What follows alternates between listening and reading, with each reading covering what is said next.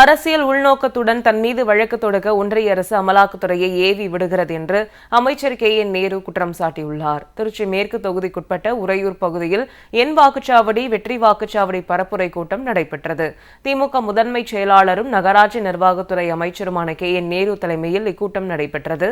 இதில் மாநகர திமுக செயலாளர் மேயர் அன்பழகன், பகுதி செயலாளர் இளங்கோ உள்ளிட்டோர் பங்கேற்றனர். அப்போது பேசிய அமைச்சர் நேரு 10 ஆண்டு கால அதிமுக ஆட்சியில் மேற்கொள்ளப்படாத பல்வேறு திட்டப்பணிகள் திராவிட மாடல் ஆட்சியில் செயல்படுத்தப்பட்டு உள்ளதாக தெரிவித்தார்.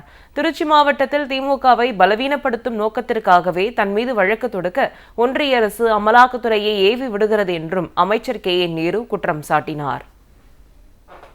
ஒன்றிய அரசு என்பது வழக்கு ஒன்று தொடர்ந்தது.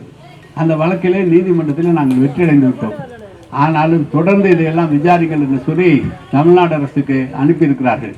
அதில் நான் சொல்லியிருக்கிற போது நான் அதிகமாக கோர்ட்டில் இருக்கிறதுனால என்னால் விளக்கமாக சொல்லவில்லை. ஆனால் உங்கள்கிட்ட சொல்லணுங்கிறதாக சொல்கிறேன். நான் எந்த தவறும் செய்யவில்லை. ஆனால் வேண்டுமென்றே ஒன்றிய அரசு நேருவை அடித்தால் இந்த பகுதியில் திமுகவை அடிக்கலாம் என்ற நோக்கத்தோடு அந்த பணியை செய்து கொண்டிருக்கிறார்கள்.